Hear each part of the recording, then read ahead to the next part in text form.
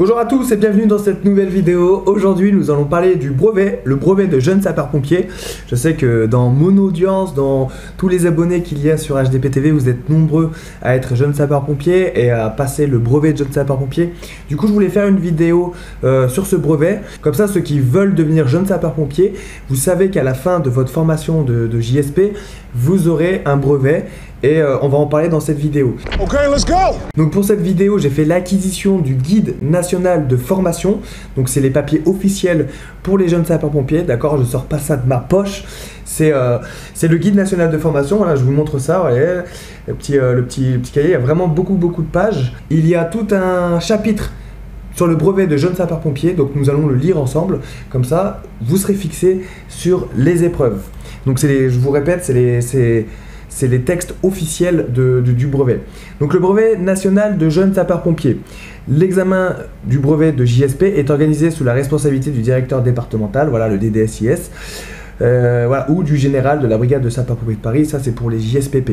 Donc voilà, conditions d'inscription au brevet de JSP. Donc voilà, vous faites votre formation de JSP, mais pour être éligible et pour pouvoir passer ce brevet, il va falloir un certificat médical de non-contre-indication à la pratique du sport établi par un médecin de sapeur-pompier habilité. Donc ça c'est pas à vous de vous en occuper, ça sera votre président de l'association de JSP, là où vous êtes JSP, c'est eux qui gèrent tout ça. Mais voilà, en gros le président lui quand vous allez vous présenter au brevet de sapeur-pompier, lui il va falloir qu'il fournisse ça pour vous. Vous occupez pas de ça, hein. c'est pas votre souci. Donc lui il va devoir donner donc ce certificat médical, donc certificat médical d'un sapeur-pompier, d'un médecin sapeur-pompier. Du coup vous allez certainement faire une visite l'année de votre brevet, vous allez certainement faire une visite médicale avec un sapeur-pompier médecin. Voilà, ensuite il va devoir fournir une attestation de suivi de validation de l'intégration de la formation de JSP, JSP1, JSP2, JSP3, JSP4, établi par le président de l'association dont relève le candidat. Donc en gros ça, c'est quand vous serez JSP chaque année, donc une année c'est JSP1, l'année 2 c'est JSP2, l'année d'après c'est JSP3, l'année d'après c'est JSP4. À chaque fois que vous faites, c'est des modules en fait, à chaque fois que vous faites ces modules, le président il devra noter sur un certificat comme quoi vous avez validé ce module. Et voilà, et donc c'est ce papier là qu'il va devoir fournir pour le brevet de jeune sapeur-pompier. Et ensuite, il faudra une autorisation des parents ou personnes investies de l'autorité parentale s'ils sont mineurs. Voilà. Donc ça, tout ça, c'est votre président qui va gérer. Il n'y a aucun souci. Hein. C'est juste ça, c'est juste une vidéo à titre information. Hein. C'est juste pour que vous sachiez comment ça se passe. Après, vous êtes dans votre association de JSP et vous vous laissez porter. Hein. C'est eux qui vont vous inscrire pour le brevet. C'est le président qui va vous inscrire pour le brevet. C'est voilà, c'est juste à titre d'information. Modalité de délivrance du diplôme du brevet national de jeune sapeur-pompier. L'examen du brevet national du JSP comprend des épreuves écrites, pratiques et sportives. Mais ça, vous le savez certainement déjà. Donc les épreuves écrites. Les épreuves écrites sont au nombre de 2 et se déroulent selon les modalités suivantes. Donc voilà, je ne vais pas tout vous lire, je vais vous laisser ça là, vous pouvez mettre pause hein, si vous voulez tout lire. Donc il y a des épreuves écrites portant sur l'incendie, des épreuves écrites portant sur les interventions diverses. Voilà, donc là vous avez même le nombre, c'est des QCM, ça dure 1 heure. Voilà, et la note éliminatoire, si vous avez une note inférieure à 6 sur 20 à l'épreuve écrite est éliminatoire, d'accord? Si vous avez moins de 6 sur 20, vous êtes éliminé. Donc que ce soit pour l'épreuve écrite portant sur l'incendie et l'épreuve écrite portant sur les interventions diverses. Voilà, très important, il ne faut pas avoir en dessous de 6 sur 20. Ces épreuves écrites sont réalisées à la fin de chaque module de formation au travers d'un questionnaire établi par le service, voilà, etc. etc. N'hésitez pas à mettre pause hein, si vous voulez vraiment tout lire. Épreuves pratiques. Les épreuves pratiques sont au nombre de 3. Donc il y a 3 épreuves pratiques. Se déroule selon les modalités suivantes. L'incendie, donc là vous avez tout ce qu'il y a dans l'incendie. Donc l'évaluation porte sur 3 exercices tirés au sort, d'accord? Donc il y aura 3 exercices et ça sera tiré au sort par l'examinateur. Donc les thèmes suivants: établissement de la lance du dévideur tournant, établissement d'une lance sur prise d'eau, alimentation d'une prise d'eau, alimentation de l'engin, établissement d'une lance à mousse, remplacement, prolongation de tuyau. Donc en gros là ça sera tiré au sort. Sur toutes ces choses là, il y en a combien? Il y en a 1, 2, 3, 4, 5, 6. Sur ces 6, il y en aura 3 que vous devrez manœuvrer en fait devant le jury. Donc voilà, ça sera tiré au sort. Donc voilà, la petite astuce, il va falloir connaître toutes ces manœuvres. À cet effet, une grille d'évaluation, donc ça c'est plus par rapport au jury. Il y aura une grille d'évaluation incendie. Donc voilà, dans ce même document, il y a l'annexe. Chaque exercice est jugé apte. Chaque exercice est jugé apte ou inapte. Les 3 exercices doivent être jugés aptes pour Les 3 exercices doivent être jugés aptes pour que l'épreuve soit validée. La durée totale de l'épreuve est de 45 minutes environ. Les manœuvres sont réalisées en eau avec aérie sur le dos, sans capelet, masque à la bretelle. Voilà, donc là pour vous traduire un peu ce qui est écrit, les 3, en fait en gros vous serez noté apte ou inapte, d'accord? Donc je pense que pour faire inapte, il faut vraiment y aller, il faut vraiment faire des grosses fautes. Donc si vous êtes apte à ces 3 exercices, c'est bon, vous êtes, vous passez, c'est bon, c'est validé. Mais par contre si vous avez un inapte, d'accord, bah vous êtes inapte. Voilà, c'est ça, c'est ce que je comprends. Les 3 exercices doivent être jugés aptes pour que l'épreuve soit validée. Voilà, pour valider l'épreuve, il faut réussir tout, quoi. Technique opérationnelle, exécution d'une manœuvre de sauvetage et d'une manœuvre de protection contre les chutes. D'accord, donc ça c'est manœuvre de sauvetage. Donc ça c'est l'eau de sauvetage. Les manœuvres sont réalisées sans aérie et conformément au GNR, l'eau de sauvetage de protection contre les chutes et au GNR. Voilà, donc ça en gros, il va falloir apprendre le GNR de l'eau de sauvetage et vous aurez une technique opérationnelle, il va falloir exécuter une manœuvre de sauvetage et une manœuvre de protection contre les chutes. Donc voilà, donc la suite de l'événement, la suite des événements. Nous allons passer aux techniques opérationnelles. Donc ça c'est exécution d'une manœuvre de sauvetage et d'une manœuvre de protection contre les chutes. Ok, donc voilà, en gros c'est le lot de sauvetage. Manœuvre de sauvetage. Cette évaluation porte sur un exercice tiré au sort par le candidat parmi les 2 thèmes suivants. D'accord, donc vous allez tirer au sort l'un des 2 thèmes. Sauvetage par l'extérieur, sauvetage en excavation. Voilà, c'est soit l'un soit l'autre. Donc à cet effet, donc il y a une grille d'évaluation. Donc ça c'est pour le jury. L'exercice est jugé apte ou inapte. Il n'y a pas de note. C'est apte. T'es apte ou t'es pas apte. Une appréciation inapte ne permet pas de valider l'épreuve. Voilà, c'est logique. Donc l'épreuve elle dure 30 minutes maximum. Manœuvre de protection contre les chutes. Donc ça c'est une manœuvre que vous devrez réaliser. Cette épreuve est destinée à évaluer l'aptitude du candidat à évoluer sur un toit ou le long d'une rambarde en hauteur en toute sécurité. Voilà. À cet effet, une grille d'évaluation, pareil, ça c'est pour le jury. L'exercice est jugé apte ou inapte. Une appréciation inapte ne permet pas de valider l'épreuve. La durée dure 20 minutes maximum. Donc voilà, donc en gros, l'épreuve, l'eau de sauvetage, ça va être une manœuvre, donc soit sauvetage par extérieur, soit sauvetage par l'excavation, ça vous allez le tirer au sort. Et ensuite, vous avez une manœuvre de protection contre les chutes. Voilà, donc maintenant vous savez ce qu'il faut réviser, aucun souci. Technique opérationnelle, exécution de 2 manœuvres de technique opérationnelle. Technique opérationnelle, maintenant on passe technique opérationnelle. Exécution de 2 manœuvres de technique opérationnelle. Éclairage et groupe électrogène. D'accord, donc là pareil, n'hésitez pas à mettre pause, hein, on va pas tout lire. On va passer sur ça. Donc éclairage et groupe électrogène, échelle à main portable. D'accord, donc là c'est 2 épreuves qu'il va falloir gérer, hein, comme que c'est marqué, technique opérationnelle. Exécution de 2 manœuvres. D'accord, donc c'est les 2 manœuvres qu'il va falloir gérer. Donc c'est l'éclairage et groupe électrogène. D'accord. Pareil, l'exercice est jugé apte ou inapte. Et l'échelle à main portable, pareil, apte ou inapte. Il n'y a pas de note. Vous êtes apte, vous êtes inapte. Donc voilà, pour l'éclairage et groupe électrogène, cette épreuve est destinée à évaluer l'aptitude du candidat à mettre en œuvre un groupe électrogène et du matériel d'éclairage en toute sécurité. Voilà, maintenant vous savez qu'il va falloir bien réviser ça. Pareil pour les échelles, cette épreuve est destinée à évaluer l'aptitude du candidat à la manipulation des échelles à main portable en toute sécurité. Voilà, donc il va falloir gérer les échelles à main portable.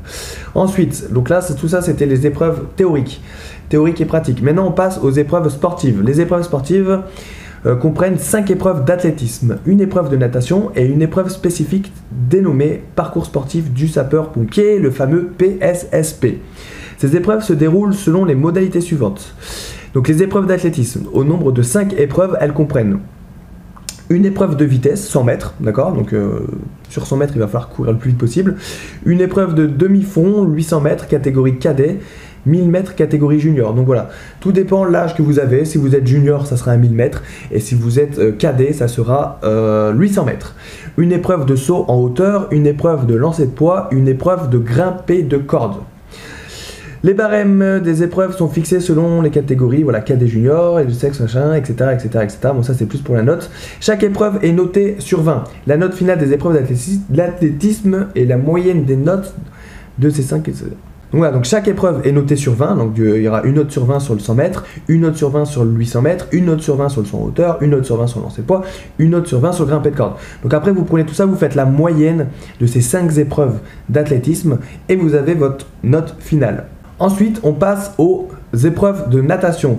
Le candidat doit réaliser 50 mètres en nage libre ou en brasse, départ plongée. Cette épreuve est notée sur 20. Les barèmes, voilà, les barèmes, c'est joint en annexe 6. Dites-moi si vous voulez que je vous fasse une vidéo sur les barèmes du brevet de JSP. Du coup, je ferai une vidéo peut-être en supplément de celle-ci pour pouvoir. Je sais même pas si je l'ai réellement en annexe 6.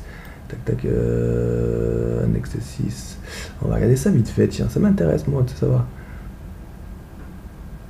Annexe 5 et annexe 6. Tac, tac, tac, tac, tac, tac, tac. Barème de notation et de cotation des épreuves sportives. Oui, donc j'ai le barème. Donc voilà, j'ai le barème. Si vous voulez, si ça vous intéresse vraiment, on fera une vidéo sur le barème. Voilà, il est là. On fera une vidéo à part. Là, je parle vraiment du brevet, des épreuves, de comment ça se passe. Donc là, on en est à la natation. La natation, tac, tac. Voilà, donc c'est un 50 mètres. Vous allez plonger, vous allez faire 50 mètres nage libre.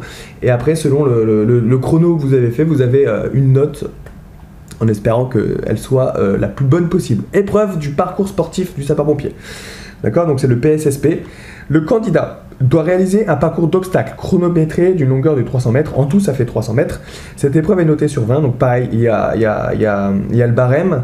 Et plus vous faites un bon temps et plus vous avez une bonne note. C'est logique. Les épreuves sportives sont validées si le ou la candidate a obtenu un total minimum de 30 points sur 60. Voilà, donc en gros, sur toutes les épreuves sportives, vous avez 60 points. Si vous avez 30 points, c'est bon, c'est validé. Il faut avoir plus de 30 points. Voilà, donc maintenant vous savez toutes les épreuves qu'il y a pour le brevet de jeune sapeur-pompier. Donc je le répète, pour pouvoir le faire, donc c'est marqué là, hein, j'ai oublié de le dire, à partir de l'âge de 16 ans et jusqu'au 31 décembre de l'année de leurs 18 ans, de vos 18 ans, d'accord? Donc voilà, il faut avoir entre 16 et 18 ans. Et bien sûr, il faut avoir fait JSP1, JSP2, JSP3, JSP4. Voilà, une fois que vous avez fait ça, vous avez entre 16 et 18 ans, vous pouvez passer le brevet de jeune sapeur-pompier. Maintenant, je vais vous parler de mon expérience personnelle par rapport au brevet de jeune sapeur-pompier que j'ai passé à l'époque où on appelait ça le brevet de cadet. Donc ça remonte à 2000... trop loin, trop loin. Moi, sachez, hein, pour vous parler de mon expérience de pompier, j'ai été pompier de Paris pendant plusieurs années. J'ai même été major de promotion à Villeneuve-Saint-Georges quand j'ai passé mon instruction. Mais sachez que j'ai loupé ce brevet. Voilà, j'ai loupé le brevet. Donc, pourquoi j'ai loupé? Parce que j'étais quelqu'un de timide, renfermé. J'avais peur, j'avais pas confiance en moi. Et je me suis foiré au lot de sauvetage. À l'épreuve du lot de sauvetage, je me suis complètement viandé. J'avais eu des plutôt bonnes notes sur le reste des épreuves, mais pas sur le lot de sauvetage. J'ai eu le droit de faire le rattrapage. Donc, le rattrapage, c'est voilà, c'est quelques mois après. J'ai eu à faire que du lot de sauvetage. Et donc, j'ai manœuvré aux épreuves de rattrapage. Je me suis entraîné avec quelqu'un qui était dans le Grimpe à Lyon. Merci à lui d'ailleurs, j'ai oublié le nom, hein, ça remonte à tellement longtemps, j'étais tellement petit. Et donc merci à lui parce que c'est grâce à lui que j'ai eu mon brevet de JSP. Parce que donc du coup ça s'est bien passé et j'ai eu le brevet. Voilà, tout ça pour vous dire que ça c'est qu'une épreuve, d'accord? Vous allez avoir un diplôme qui s'appelle le brevet de jeune sapeur-pompier, il ne faut pas se mettre la pression. Mais voilà, je l'ai loupé, je l'ai eu in extremis. Bon, je l'ai eu au final, la finalité c'est que je l'ai eu. Et d'ailleurs, ça m'a pas empêché de faire une belle carrière de pompier. Petite carrière, mais une belle carrière. Je suis rentré à la brigade, j'ai été major de promotion. Voilà, je me suis éclaté. Donc voilà, donc n'ayez pas peur. Si vous faites ce brevet, déjà bravo à vous parce que c'est super. Voilà, vous avez l'âge de passer le brevet des collèges et vous passez en plus un brevet pompier quoi. Donc déjà chapeau pour ça, pour cet investissement. Tout le monde ne le fait pas, tous vos potes à l'école ne font pas une telle activité qui demande beaucoup de temps, beaucoup d'investissement personnel. Donc bravo à vous déjà pour ce que vous faites, ce que vous entreprenez, c'est déjà super. Soyez fiers de vous, moi je suis fier de vous en tout cas. Et puis si jamais vous loupez une épreuve, voilà, c'est pas très grave, c'est rattrapable. C'est pas parce que vous n'avez pas le brevet de JSP que vous serez pas pompier, d'accord? Ne vous mettez pas la pression. Mais l'objectif de vos animateurs, de vos moniteurs, l'objectif du président de votre association de JSP, c'est que vous ayez votre brevet, d'accord? C'est pas un piège. Voilà, c'est juste pour valider votre formation. Donc du coup, c'est là pour vous. Donc ne vous mettez pas la pression et faites-le tranquillement. Et ça va le faire. Mettez juste en œuvre ce que vous avez appris durant ces 4 années de JSP. Voilà pour le brevet de jeune sapeur-pompier. Dites-moi dans les commentaires si vous passez le brevet de jeune sapeur-pompier cette année. Et n'hésitez pas à partager cette vidéo à tous vos amis qui passent le brevet de jeune sapeur-pompier. C'est très simple, il suffit de copier le lien de cette vidéo, de la mettre par exemple sur Messenger et de l'envoyer à tous vos amis qui sont JSP. Comme ça, vous avez toutes les épreuves de JSP pour le brevet de JSP. N'hésitez pas à me dire aussi si vous voulez une vidéo sur les barèmes. Voilà, comme ça sera une vidéo complémentaire parce que cette vidéo elle commence déjà à être un peu longue. Et abonnez-vous à ma chaîne YouTube HDP TV. Je vais continuer à faire des vidéos comme ça pour vous aider, que ce soit sur le sport ou dans le domaine des JSP. J'ai vraiment envie d'approfondir ça. Merci d'avoir regardé cette vidéo. On se retrouve donc demain, toujours pareil, pour une nouvelle vidéo. Rompez, que Sainte-Barbe vous protège et préparez bien votre brevet les amis. Ciao!